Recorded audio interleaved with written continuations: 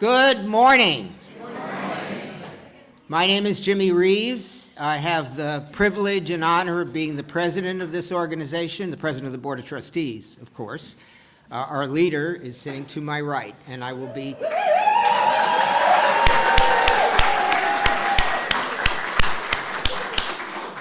And this is the second service that Reverend Alyssa has scripted, but the first one where she's actually here with us. Welcome, James. I'm Peter Rowich from the Social Justice Ministry. Our congregation has been asked by members of the Black community to serve as peace monitors on Sunday, September 29th, when the 10-day Long March for Unity and Justice culminates here in Wilmington. We'll be helping from 12 to 4 during the Community Empowerment Celebration portion of the day at the Boys and Girls Club at 901 Nixon Street. In addition to food, music, and vendors, the celebration will include notable speakers, including Bishop William J. Barber II, Dr. Ben Chavis, and co-executive directors of the beloved Community Center, Reverend Nelson Johnson and Joyce Hobson Johnson, who are spearheading this historic event.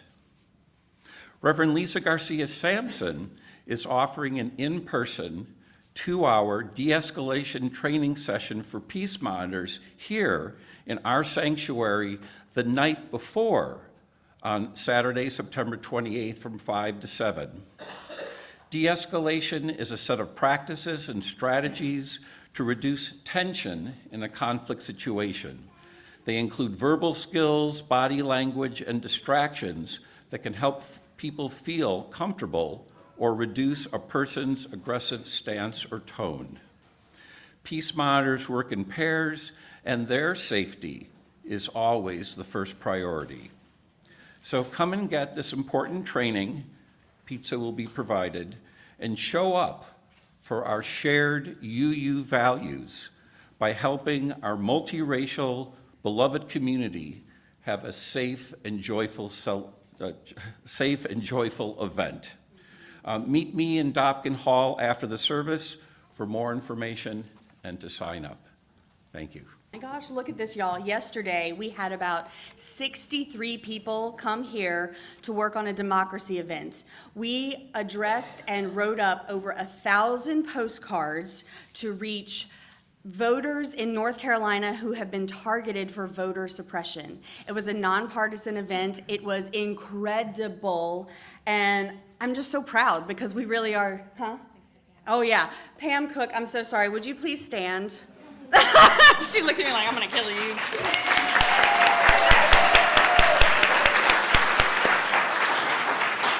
The amount of prep work and organization that Pam and our social justice team did made it easy to follow through and feel like we were really doing something. So I'm so grateful for that, and I'm so grateful for you. Our next announcement is on October 12th. It is a Saturday here. We are going to have a Fall Family Fun Day. I'm going to be reaching out to different people, but something that all of y'all could potentially help with, if you have mugs and cups in your house that you're like, oh, I want to get rid of it, but I don't, I'll take them. We're going to have this game that would require them, and it would be really great to have them. So mugs. Also, I know many of you have green thumbs. I personally do not. So I know my limits. For the same game, I need small potted plants. So if anybody along the way wants to donate some of these things, you can see me for those. Oh, my heart just jumped into my chest. Our last announcement that I'm sharing.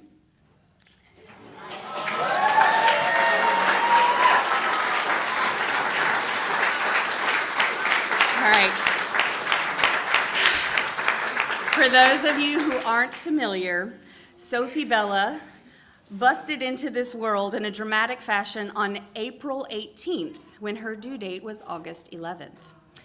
She went home from the hospital this Thursday, just shy of 5 months in the NICU. These are her moms, Mercedes and Nicole, some of our beloved members.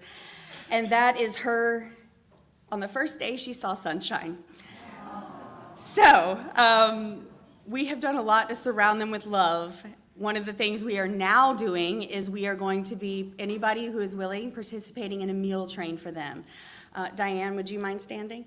This is Diane Halley. Diane and Susanna Waters, who I don't see today, are instrumental in helping us with a meal train for them because, you know, one of the ways we shower people with love is showering them with food. So thank you all for the love you have shown them, and I was so happy to share these pictures today.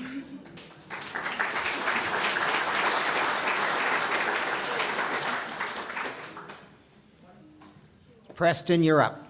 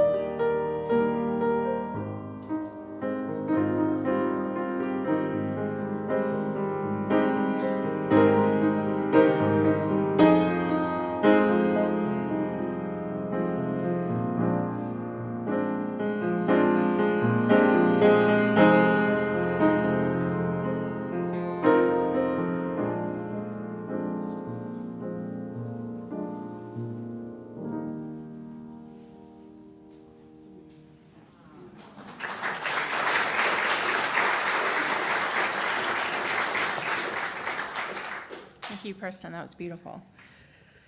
My name is Alyssa Lee, and I'm the minister for this congregation, and my pronouns are she, or they, and I'm so excited to be here with you all today, and I'm sorry I missed so much of you last week. I had a stomach bug, so feeling much better now, no longer contagious, so got that going for me. So.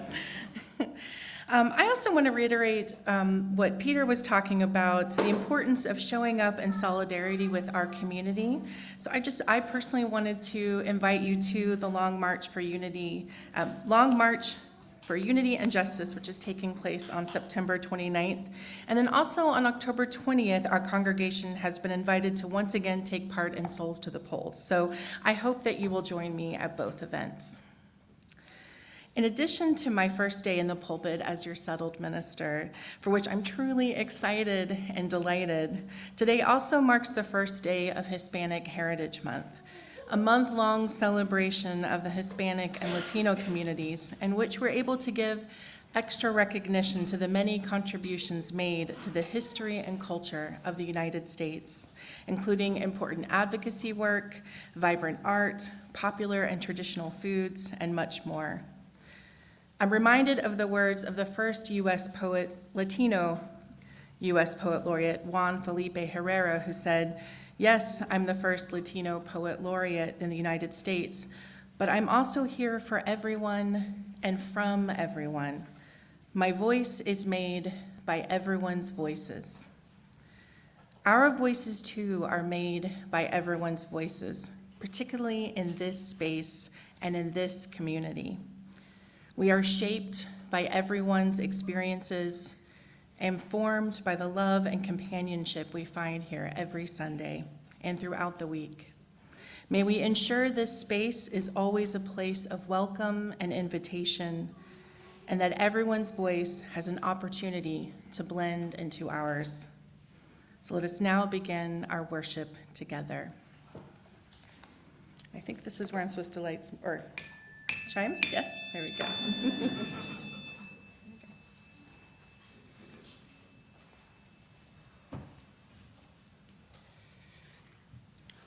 It's time for our unison chalice lighting as Frankie, Angie, Juliana, no, I'm not going to say the last name, can come up and, in honor of Hispanic Month, light the chalice.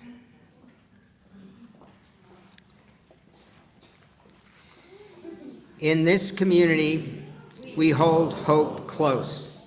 We don't always know what comes next, but that cannot dissuade us.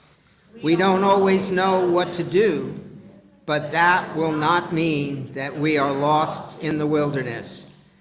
We rely on the certainty beneath the foundation of our values and ethics. We are the people who return to love like a North Star, and to the truth that we are greater together than we are alone. Our hope does not live in some glimmer of a distant future. Rather, we know that the way to the world of which we dream, and by covenant and the movement forward of one right action and the next, we know that one day we will arrive at home. And that reading was by Julian Jamaica Soto. If you'll please rise in body or spirit for hymn number 188, Come, Come, Whoever You Are. It's in your gray hymnal or also here on the screen. Oh, and we are doing it in the rounds, and Kelly's going to help us with that. Thank you. The rounds. Okay, so Preston, if you wouldn't mind in a minute helping us do it all together. Kelly, microphone. Fair. I'm going to have Preston play us through it once, and then I'm going to point at sections when you start. Every time I point at you, you're going to start at the very beginning. So let's do it all together once through.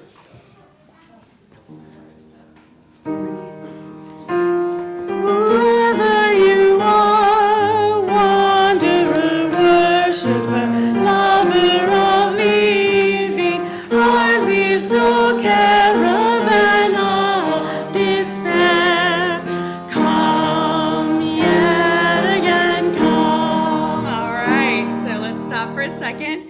We're going to start with y'all over here, then go to the middle and the end, and then we'll go out the same way. So right over here. Let's start again, Preston. Ready? Come, come, whoever you are. Come, come, whoever you are. Come, come, whoever you are. Come yet again, come. Come, come, whoever you are. Come, come, whoever you are. Come, come, whoever you are.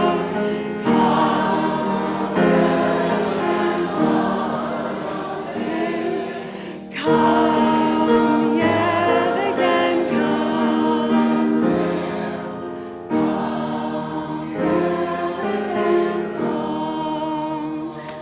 Well done, y'all. In honor of Hispanic Heritage Month, we are going to be reading a story about Sonia Sotomayor.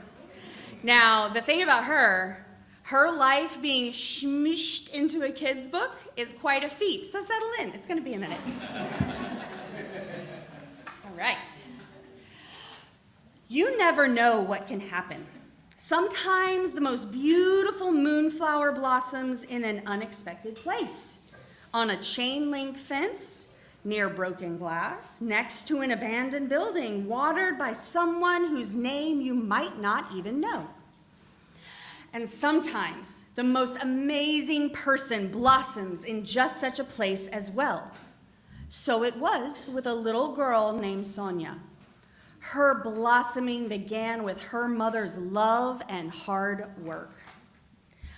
Oh, how Sonia's mother loved her. She worked night and day and night as a switchboard operator just so she could pay for Sonia's and her brother's private schools. She had never made it past the 3rd grade when she was a girl, but she sure wanted her children to. They lived in a public housing project in a part of New York called the South Bronx, a place where most people had precious little money, and Sonia's family was no different, with only their mother to support them. You see, Sonia's father had died when she was 9 years old, leaving just an empty chair and much sadness. But you can't give in to sadness when your children need to eat. This is why Sonia's mother worked and then came home and cooked pork chops. To Sonia, this was heaven. Oh, how she loved her mother. When Sonia's mother wasn't cooking or working, she was studying. She wanted to become a nurse so she could make better wages and help her children even more. While Sonia slept, sometimes her mother stayed up until midnight doing her homework. There was nothing she would not do to help Sonia and her brother.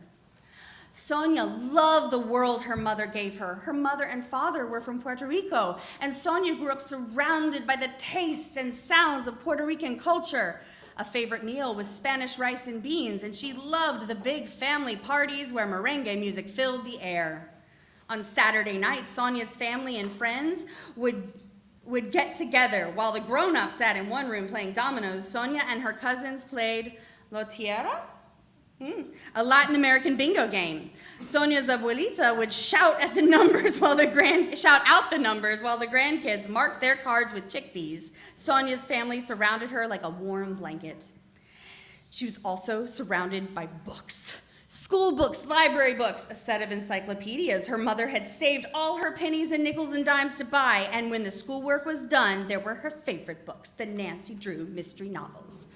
Nancy Drew was a girl detective who was always on the go, solving crimes. She was unstoppable. That's who Sonia wanted to be. But then something happened that made her change her mind. When she was only 8 years old, her doctor sat her down and told her some bad news. She had a disease called diabetes. If you have diabetes, you have to take several shots of medicine a day for the rest of your life. Okay, so maybe she wouldn't be Nancy Drew, but that didn't mean she couldn't be unstoppable. Her favorite TV show was Perry Mason, about a courtroom lawyer. One episode ended with the image of a judge, the most powerful person in the courtroom. A light bulb went on above Sonia's head, and she knew she wanted to become a judge. Becoming a judge, though, was not easy. Sonia knew that she'd have to get really good grades to become a judge. So while other kids may have been goofing off, Sonia was studying in her mother's kitchen table year after year after year after year. It paid off. By the time she graduated high school, she had won an award for being the very best student in her whole school. What an honor. You can't imagine how proud her mother was. This was her daughter, Sonia. What an honor. Sonia's grades were so good, she was accepted at one of the very best colleges in America, Princeton University. This too was an honor, but Princeton was not the Bronx. Where were the subways? Where was the merengue music? Where were the people who looked like her? For the first time in her life, Sonia felt scared and shy and very out of place, almost like she was on a different planet. Now, I just want to check. Have any of you ever felt kind of out of place? Yeah, I have. If somebody is new around you, what's something you could do to make them feel better? Make them be very welcoming, maybe be real nice to them. Introduce yourself. Hi, I'm Kelly. During her first week, she heard a cricket in her dorm room, and it scared her. What was this strange insect? As it turns out, it wasn't in her room, but on the tree outside of her window. Growing up in the projects, Sonia had never had a tree outside her window. And growing up in the projects, Sonia had never had the sorts of luxuries her classmates took for granted. Most of the Princeton kids had grown up taking tennis lessons and vacationing in Europe. They went skiing over Christmas break. Many of their parents and grandparents had gone to Princeton too, and suddenly Sonia was aware of being poor, of being Latina, of feeling inferior. Where was the warm, comfy blanket of her family? Oh, how she missed them.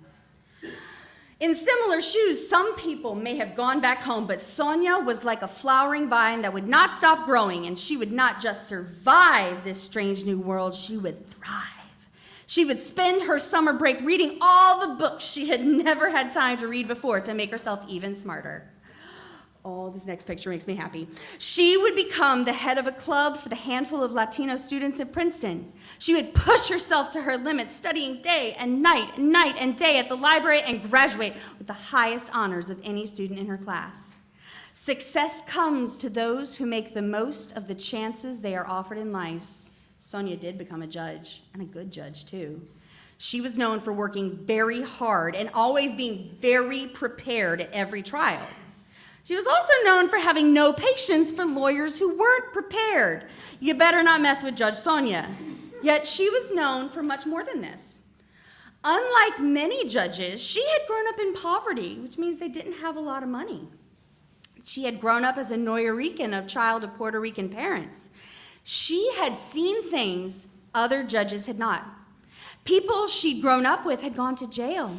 People she'd grown up with were poor, and many of them weren't as lucky as she had been. They had trouble learning to speak English, trouble finding jobs.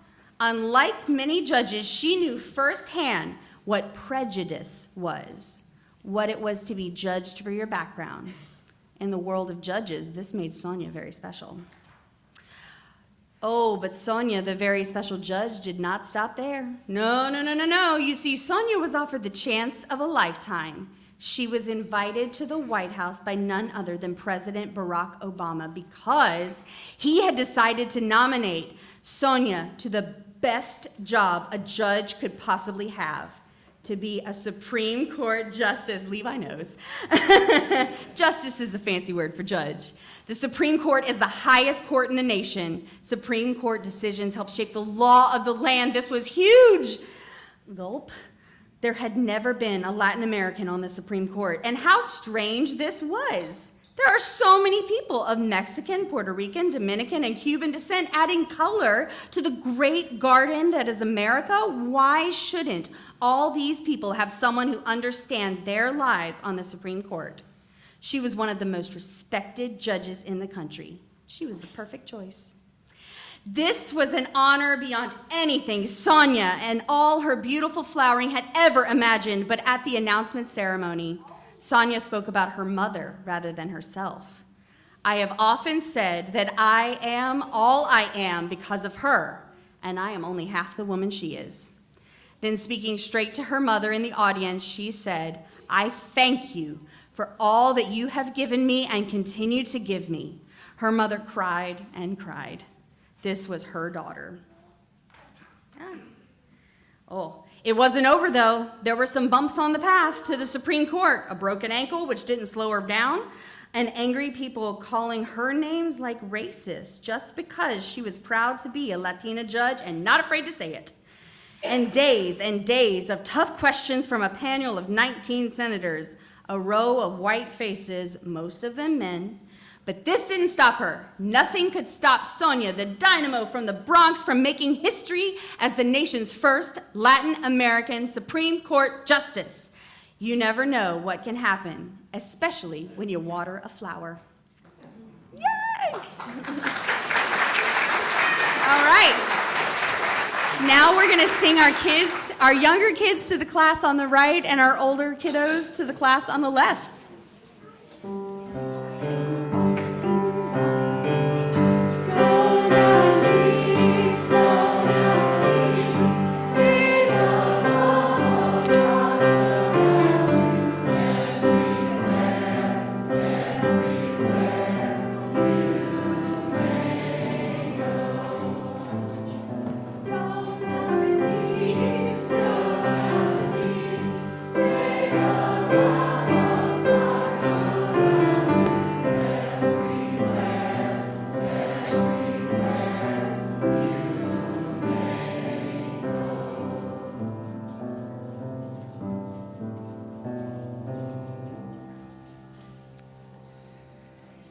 At this time, we take a moment to recognize the joys and sorrows we are holding in our hearts this week. Those present in the sanctuary are invited to come forward as you feel so moved to light a candle or place a shell or river stone in the fountain. If you are joining us over Zoom, please feel free to enter your personal joys and concerns in the chat. like to share at least one sorrow. The anniversary of September 11th was this past week, which can be a difficult day for many of us. We're transported right back to that fateful day, and we experience again the sights, sounds, and devastation we felt that day. We mourn those who lost their lives and hold in our hearts the many people that love them. We also remember the lives of countless others that were changed that day.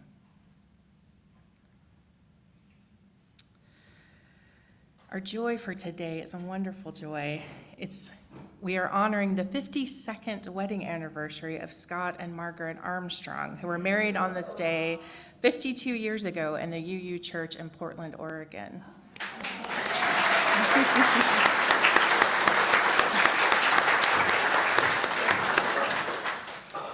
We also have something that's a joy and a sorrow.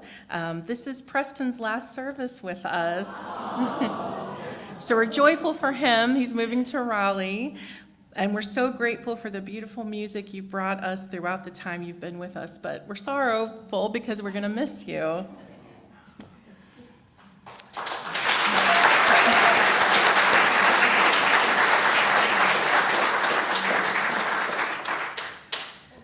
Let us hold all the joys and sorrows, both spoken and those felt within our hearts here today. May we hold each other in love and compassion during the week that follows. As people come forward, let us sing hymn number 123, Spirit of Life. It's in your gray hymnal.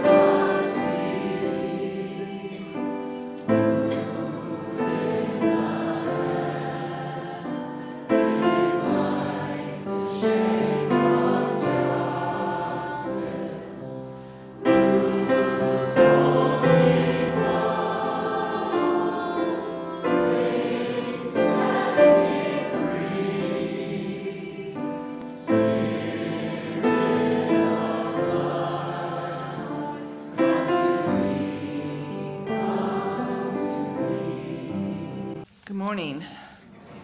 Our Share the Plate donation is supporting the Long March for Unity and Justice, an unprecedented statewide movement culminating in Wilmington, as you heard, on September 29th.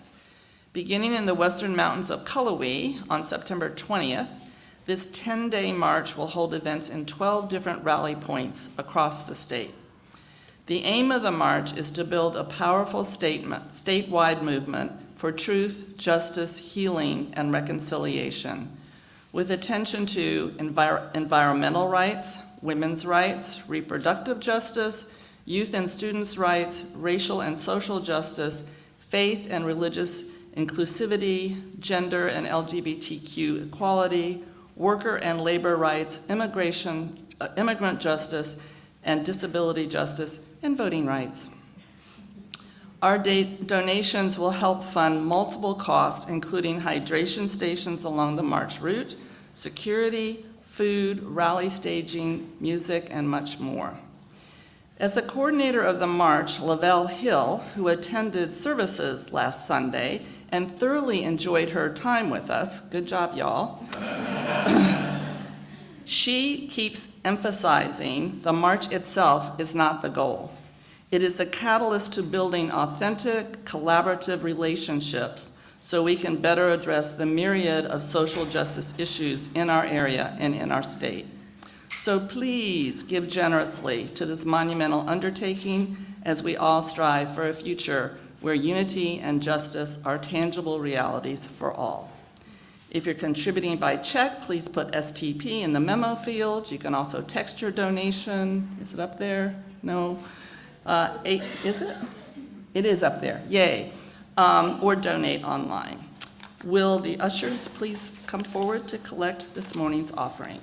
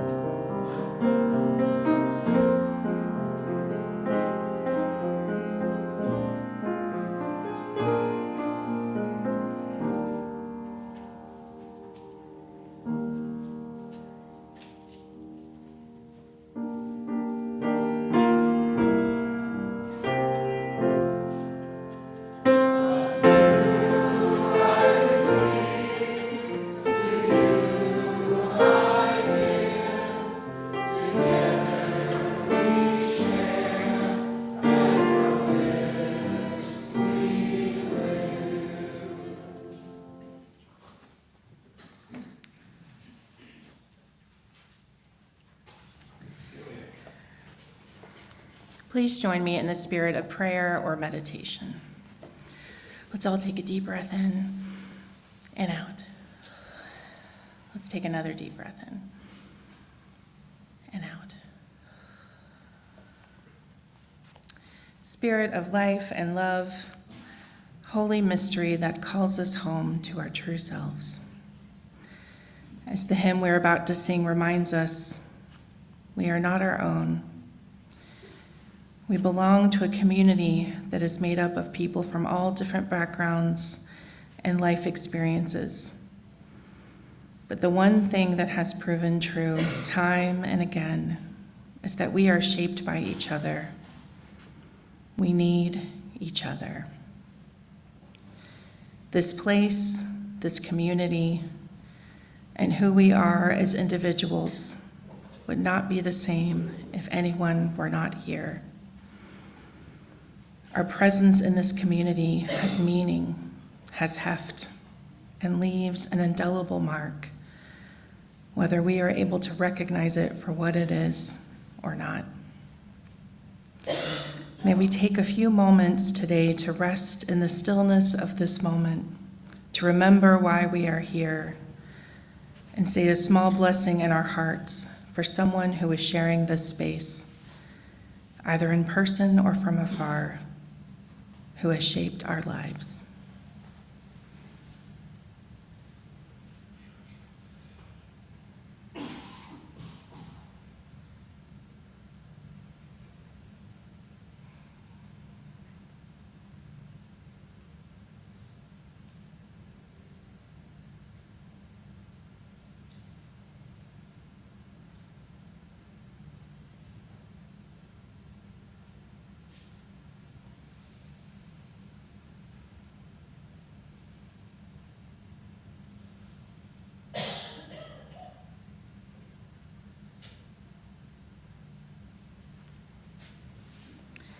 Amen, and may it be so. Please join me by rising in body or spirit for hymn number 317, We Are Not Our Own. It's in our gray hymnal or on the screens here.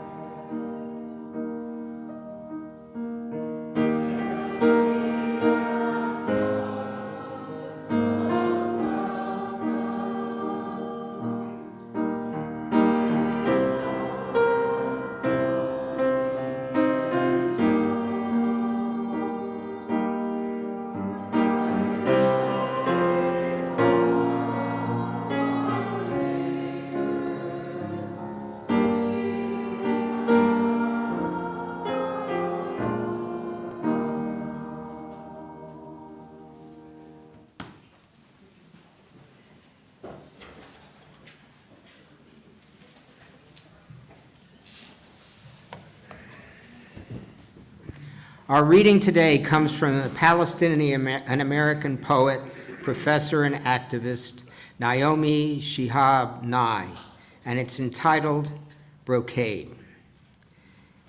The Arabs used to say, when a stranger appears at your door, feed him for 3 days before asking who he is, where he's come from, where he's headed. That way he will have strength enough to answer. Or by then you'll be such good friends you don't care. Let's go back to that. Rice, pine nuts. Here, take the red brocade pillow. My child will serve water to your horse. No, I was not busy when you came. I was not preparing to be busy. That's the armor everyone puts on to pretend they had a purpose in the world. I refuse to be claimed. Your plate is waiting. We will snip fresh mint into your tea.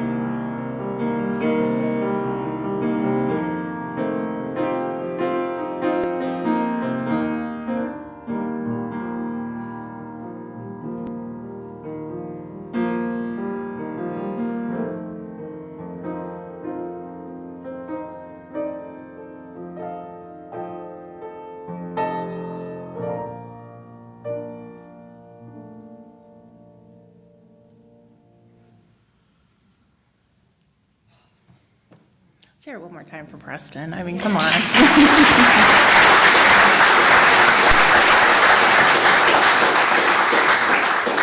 We're really going to miss you and all of your wonderful music, so thank you. And I also want to acknowledge that we are running a little long today, but we're all just going to be okay with that, right? We're going to do this together. It's fine. My grandfather, George, was a towering figure in my life. He passed away in 2001, but there's not a day of my life that I have not thought about him, mourned him, wished I could hug him just one more time and hear his yuk yuk laugh. I told my husband early into our dating life that I did not plan on having children, one, but if I ever did, I would name my child George or Georgia in his honor. And as many of you know, I'm now blessed with another George in my life. You saw scamper out. And yet, for all my adoration of this wonderful, kind, and open-hearted man, we did not agree on almost anything. For example, he was an avid gun collector. He subscribed to Guns and Ammo, and I'd often have to move one of his many guns off of the dinner plates before I set the table when we visited. Meanwhile, I'm the kind of mean mom who doesn't even allow her child to have Nerf guns or water guns in the house. And there are no first-person shooter games being downloaded onto our Xbox. But I still loved my grandpa, as I'm sure many of you love the people in your lives who possess different beliefs than yourself. And sometimes when we're talking about our congregations and whether they are welcoming, we talk about these loved ones. Would they feel welcome here? I'm not sure, but not because I think it is necessarily anything we might say or do, but I'm sure they'd probably read the room in time and realize that we are a progressive and inviting space. And sometimes our invitation can only extend so far. Or maybe they wouldn't, it's hard to say. However, if I'm being honest, I'm not as worried about whether people who think similarly to my beloved grandfather have a home here, because there are many places in our culture that would welcome them with open arms. I'm more worried about the trans kid I know who cannot tell anyone in their family their true name or who they feel themselves to be deep down in their souls and have always known themselves to be, except for one family member. I want them to have a place here. People who discover their identities later in life, I want them to find a place here. Someone who feels locked out because we don't have bathrooms that accommodate their identities or other facilities in this building that accommodate their disability. That's who I worry about. People who walk into a room and no one looks like them and they wonder, is this where I belong? That's who I want to feel comfortable. Our UU Faith recently did a large-scale revamp of our Article 2 bylaws, replacing the 7 principles, which we will talk a great deal more about later. But what we landed on, amongst many other values, is that at the core of our faith, love is at the center. And I think that is beautiful and noteworthy, but I have to wonder, can we really truly say that about ourselves as a community? And perhaps more importantly, can we say that about ourselves personally? I'm not sure that I always can. And perhaps the first step on the road to creating a truly welcoming community is centering love for ourselves, expanding who we invite into our hearts, expanding our idea of what we mean when we say we. I think many of us are finding that difficult to do right now, not just toward people who think politically different than us, but also those whose lives might be different than ours. It can often be easy to say, well, they're just too extreme, they're demanding of a purity of speech and action that I can't possibly live up to, so I'm not even going to try. But times they are a-changin', and they are changing quickly, and sometimes it can be difficult to know what the right thing to say is, so sometimes we just don't say anything at all. Or perhaps we even get defensive and make a lot of assumptions about people's lives who appear on the outside as quite a bit different than ours. Author Prentice Hemphill has said, expanding our concept of we is not about erasing difference, but about redefining human to include all of us for who we really are. That is appreciating the fullness of who someone is and what they bring to our lives and our communities. But this can be difficult.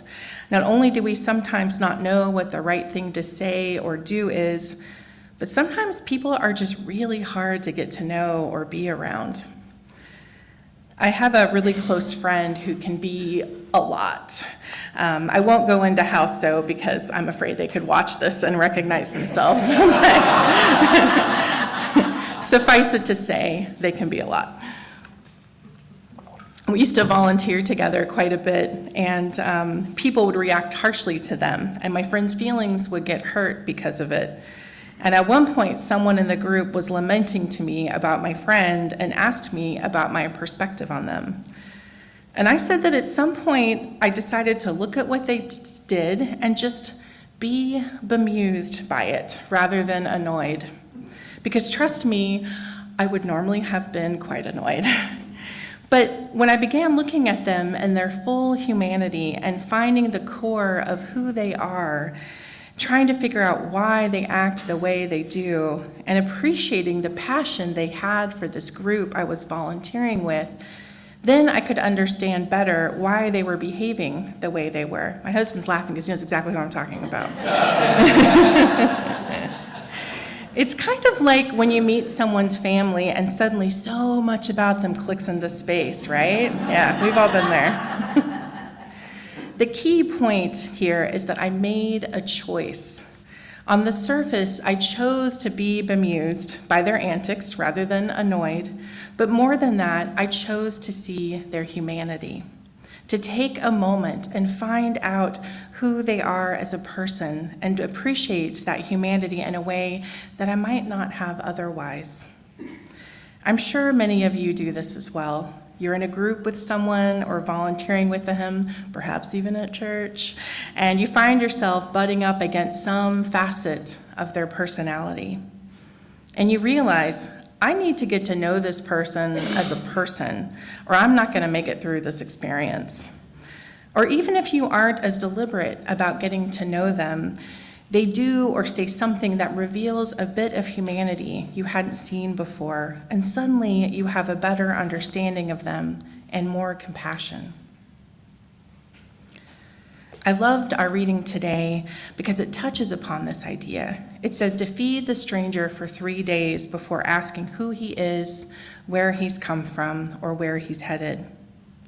In part to give that person strength to answer, but also you'll be such good friends that you don't care. Once you get to know someone on a personal level, you often forget about all the other identities and considerations that might give you greater remove from that person.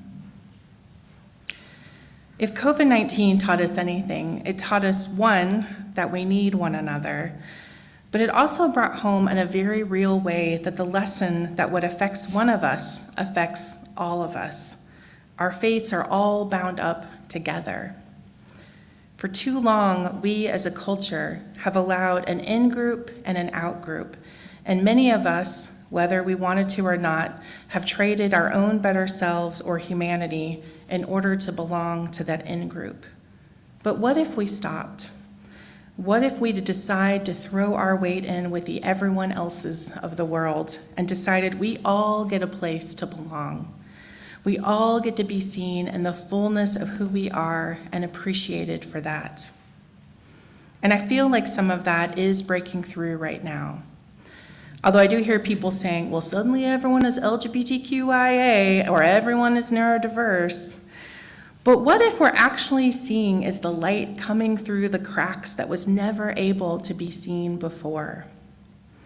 What if many of us who've never been able to show up as our full selves are now dipping a toe into the waters of our own humanity, being appreciated and loved? Or what if we just stopped caring about what other people thought and decided we're plunging into those waters of who we are anyway?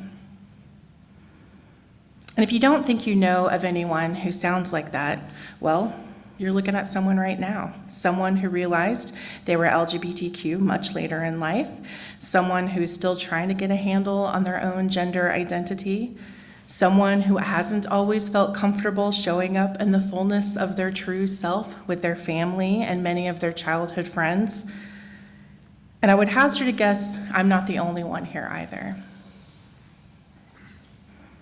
And you know what's funny about that is that I think my grandpa, with all of his conservative leanings, would have been the first one to embrace me. Because one of his great gifts in life was that he was always the place for those who didn't feel like they had a place to belong. Visiting him was like visiting the pasture for the lost sheep of the family. They always knew they had a place to come home and a person that would love them, even if he didn't understand them.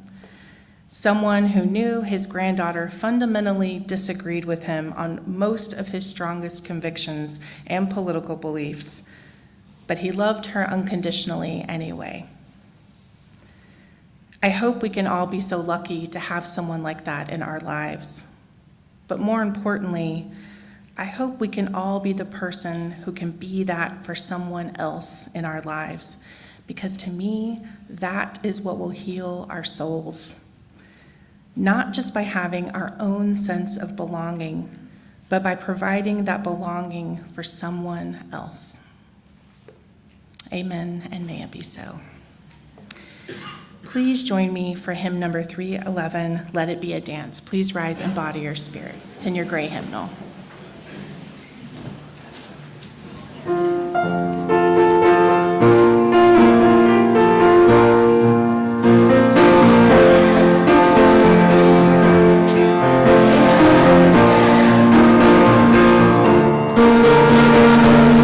You're also welcome to dance.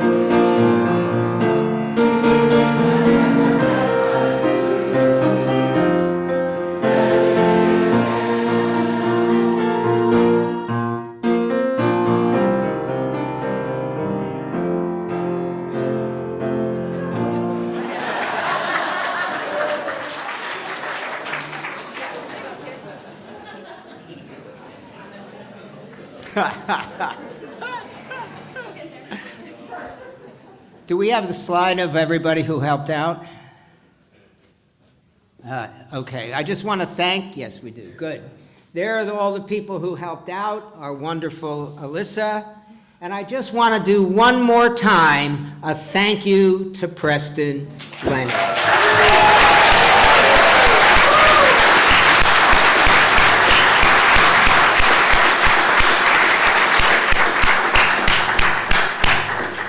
You have been a joy, Preston. We now are going to what are we, I'm getting, oh, the flowers. The flowers. The flowers today are by Randy. Oh, right. Randy Peoples, in remembrance of his wife of 50 years who died 2 years ago this week. Thank you, Randy, and thank you for so much, for all that you've done, you and your wife have done for this church.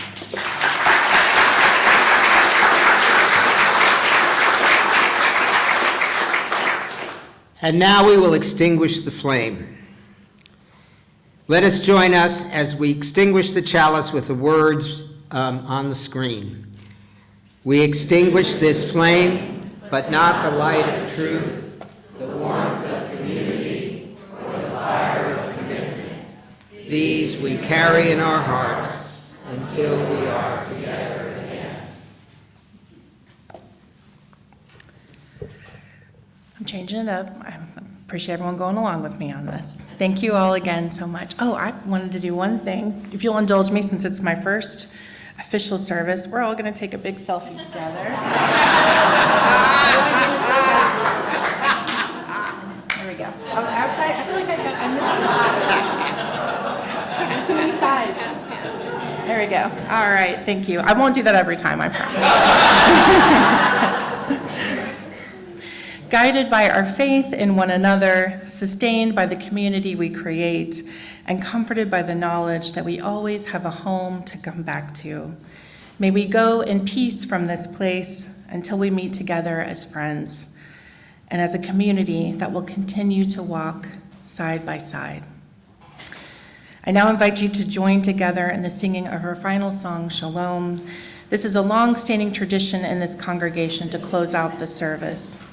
It is a chance for us to hold hands or stand side by side if that's more comfortable for you, and to look into the faces of our friends and neighbors, wish each other peace, and hope that we'll meet again soon.